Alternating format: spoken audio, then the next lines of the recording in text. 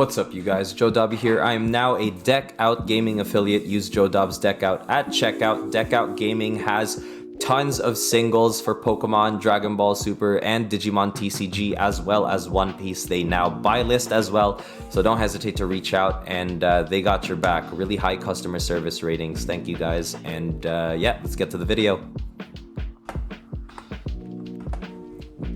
What's up, YouTube? It's Joe Dobby here, back at it again with another Digimon deck profile for you. And what we have is what I am so excited for. It is Belphemon for BT-13. I've been waiting for this guy for quite a bit since Belphemon, because I just love the design of Belphemon. Going to sleep, looking all cute, then waking up for violence, getting ready to smash things up. Anyways, shout out to DigimonCard.app for being the best deck builder and pretty much resource on mobile. I certainly vouch for them in terms of user interface. It's so easy to deck build on that app, more so than any other app that I've used. But on your PC, it's totally fine. A lot of the other apps are also just as good, but for mobile, it hits different when you use DigimonCard.app, so please use them. That said, we're gonna dive right into this profile. It's a little bit different from the other lists that you've seen so far. I'm always late to the party because I'm just super busy, and it is what it is. But hey, this is what I've tested against playing 3 sets against the most updated Bloom Lordmon, which is arguably really strong. And I've also faced this against pretty much Shine Greymon and all that, and it feels really, really good. So we'll dive right into this. First things first, Demimera, best egg in purple. It's an on deletion trigger draw one, then trash one, good for cycling your pieces, and you're gonna be doing a lot of that in this deck. 1 copy of Kapurimon. I like Kapurimon because you get to delete a level 3 Digimon by trashing a card in your hand. So this is kind of like, I choose what to trash, so I can trash a Rage Mode if I don't already have one, and delete a level 3. And that'll set up my ability to play Belphemon Sleep Mode if I want to play it from my hand and reduce its play cost. I can delete Psychmon type cards that block reducing play costs, and it's just an overall good card. I'm not upset if I see it too early as well, because once again I can trash a piece and delete a rookie, which will be typically Searcher rookies as well, which are just free hits into security, so you don't want that. 2 copies of Gazimon, which I think is very valuable this format. You're going to see a lot of memory gaining cards, whether it's the purple on purple color mirror or with memory boost usage in red or blue. In addition to that, there's also some memory gains outside of Tamers in these other colors as well. 1 copy of Elecmon. I'm testing this instead of 2 Psychmon right now, just to see how much I miss Psychmon and just how much I think Elecmon is going to be valuable. So I just want to see which one matters more. But so far, Elecmon has been pretty good in deleting certain cards that will allow me to get my Gizmon out for reduced cost.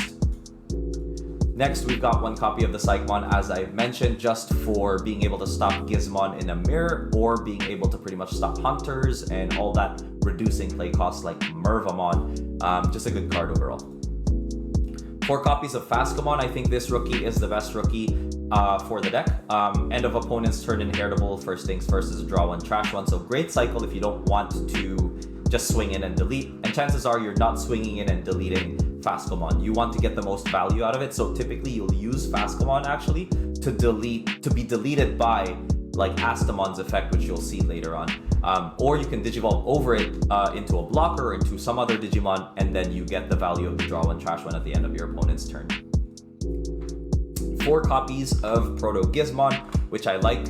It's an on-play draw 1, and by deleting an egg, pretty much, you can play it for 1 cost, which is huge. And on deletion, by returning 2 cards with Gizmon in their names from trash to the bottom, you can play an AT.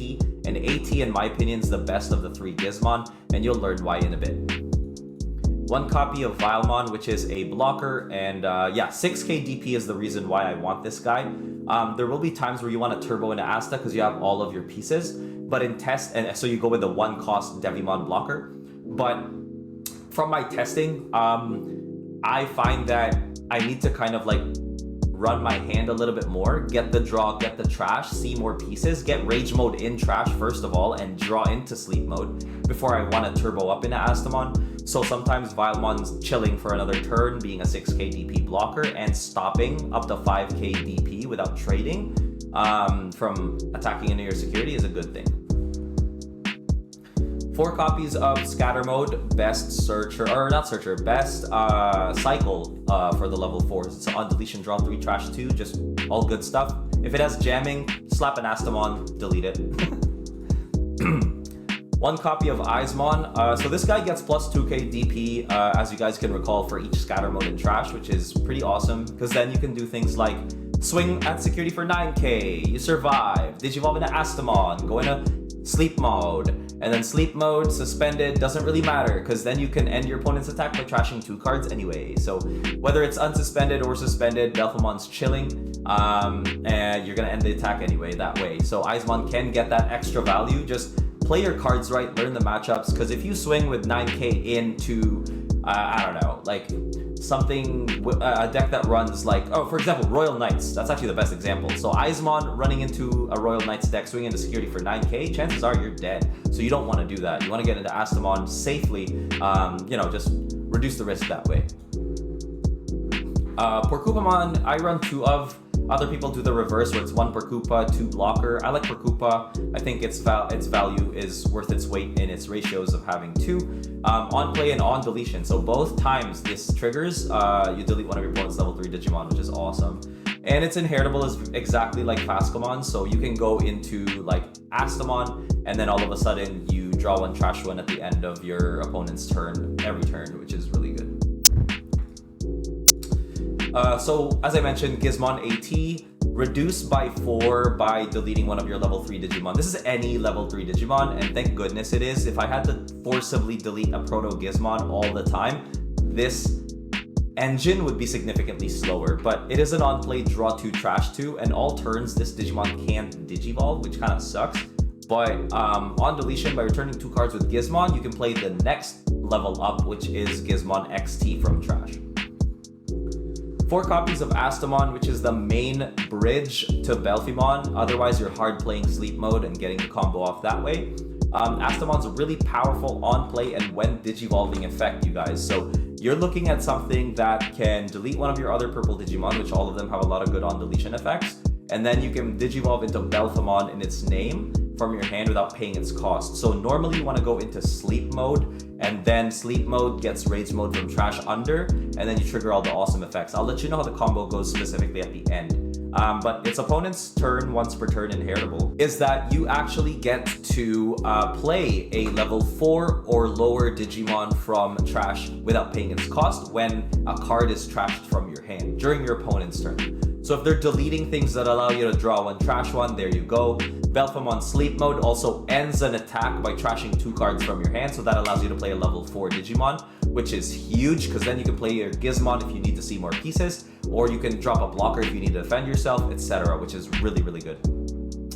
Next, we are going into the 3 copies of Gizmon XT. So it's a 3 cost by deleting a level 4, so I think that's a really awesome effect. You can delete your scatter modes by hard playing Gizmon XT. A lot of people play him at 4. I'm playing it at 3 right now just because I feel that I don't necessarily always need to see this guy.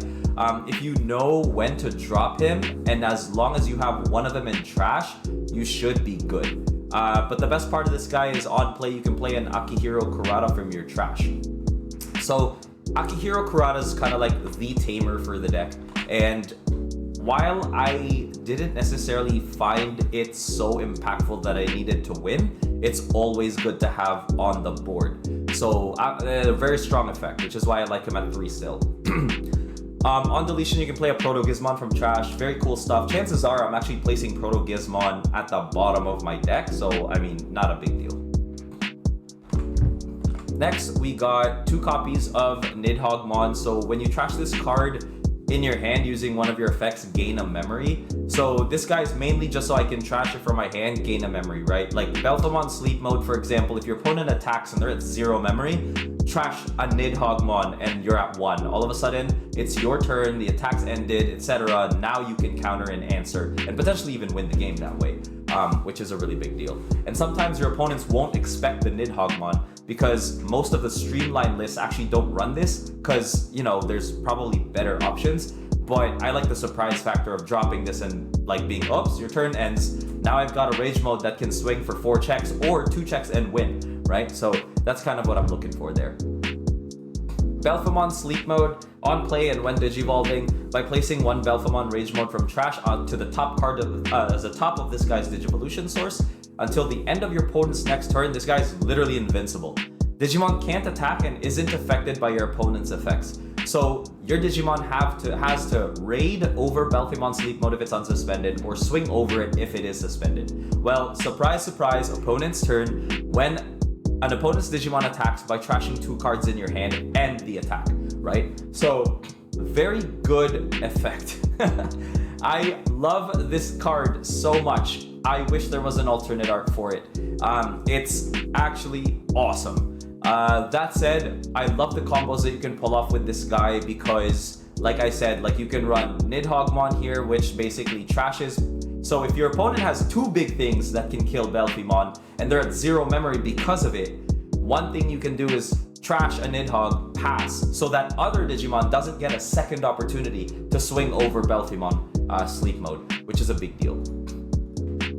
So this guy is what you tuck under Sleep Mode, but it's inheritable as if this Digimon is Belphemon Sleep Mode, trash the top card of this Digimon at the end of your opponent's turn. So what you're gonna get is effectively Rage Mode at the start of your turn. And at the start of your main phase, Belphemon Rage Mode deletes all of your opponent's level 5 or lower Digimon. Then if you have 6 or fewer cards in hand, this Digimon actually gets plus 3 KDP and Sec plus 1.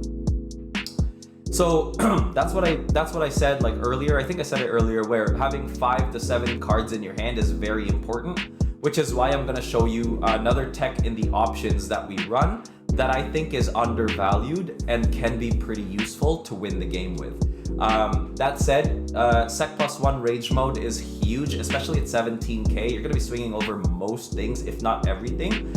So you start your turn deleting all level 5 or lower Digimon, and then you swing 2 checks, delete one of your Digimon on the field to unsuspend, swing for 2 more checks, right? I'm not going for an OTK here. What I'm really going for is control. So you'll see that in the options that I run, and you'll see why I have like a Vilemon to kind of switch up the pace of the game, because sometimes if you go for OTK with this deck, you're discarding at a rate that you're not refilling to defend yourself for that when your opponent gets huge that one turn. And I think it's very important to have a certain number of cards in your hand that allow you to work out your best options.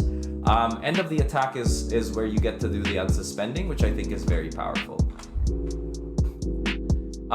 Next, we have Omnimon Zwart. So I saw this from Tessero's list. Once again, Huang Zero's channel. I thought it was really cool.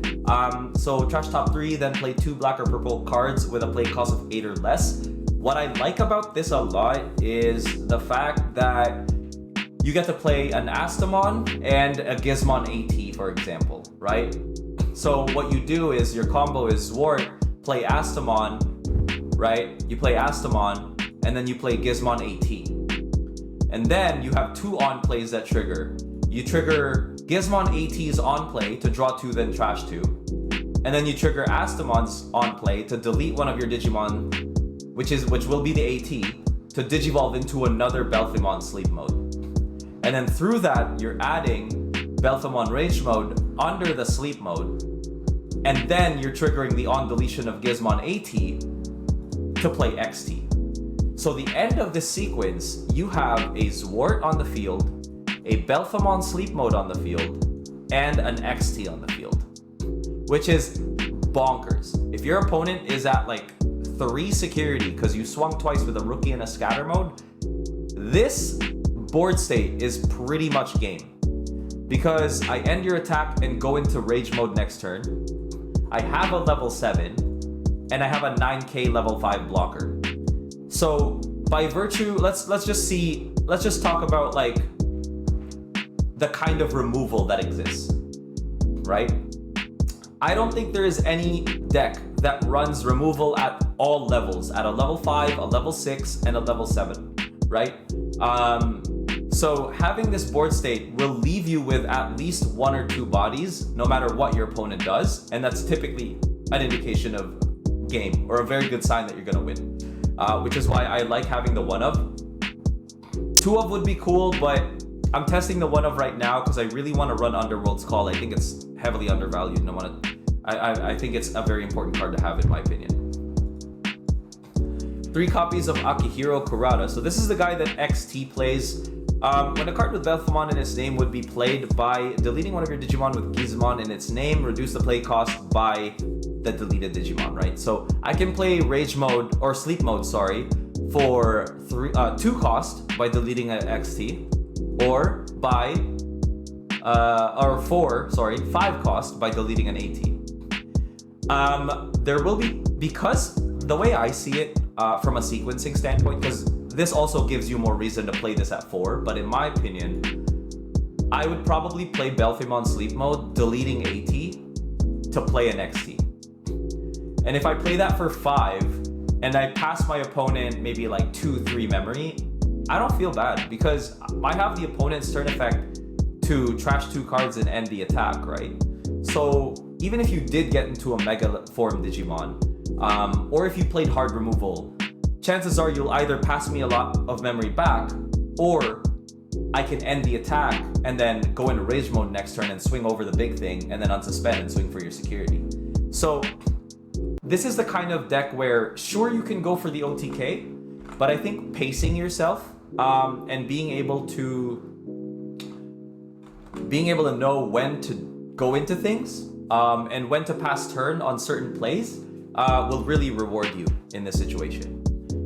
End of opponent's turn, once per turn you draw 1, trash 1, and then by placing this Tamer at the bottom of the Digivolution card of one of your Digimon with Belphemon in its name, you can delete one of your opponent's level 6 Digimon, right? So end of your opponent's turn, you can delete a level 6 by putting this guy under Sleep Mode, and then end of opponent's turn, you get Rage Mode, and then start of your main phase, Rage Mode will delete all level 5s. So the 3 cards end up being a board wipe potentially, which is amazing. I think it's so good. It's awesome.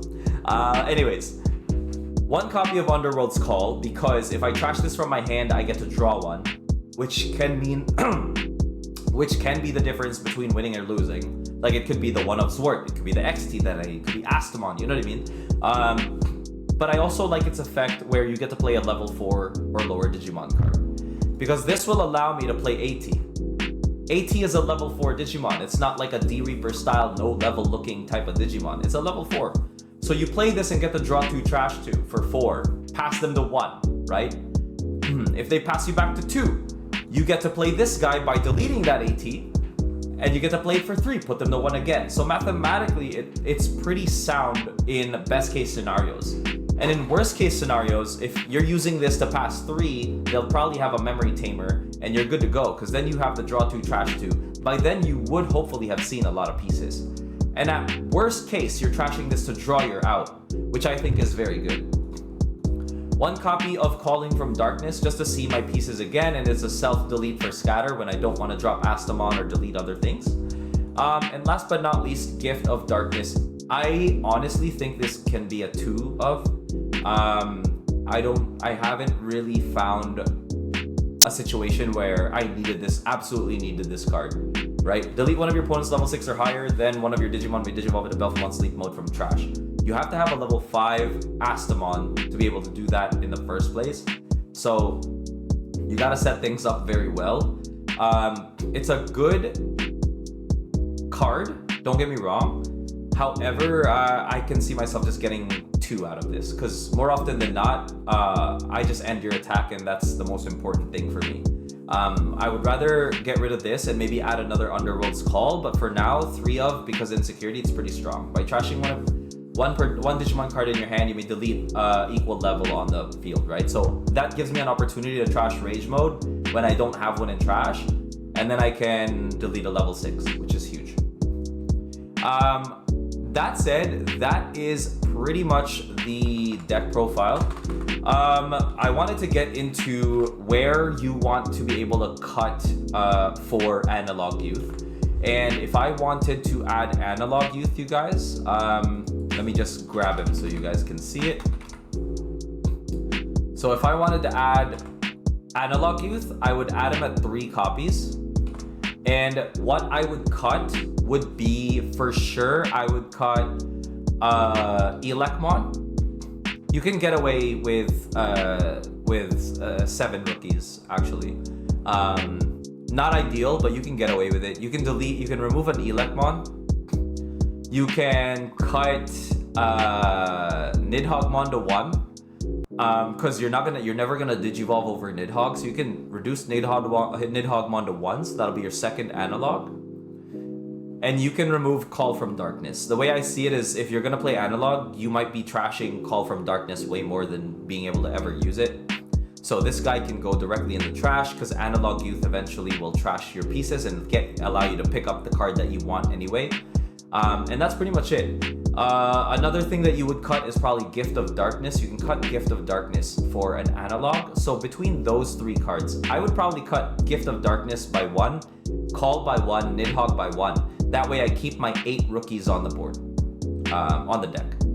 But yeah, that is the deck, you guys. Let me know in the comment section what you think, and I hope you liked it. Thank you so much for watching.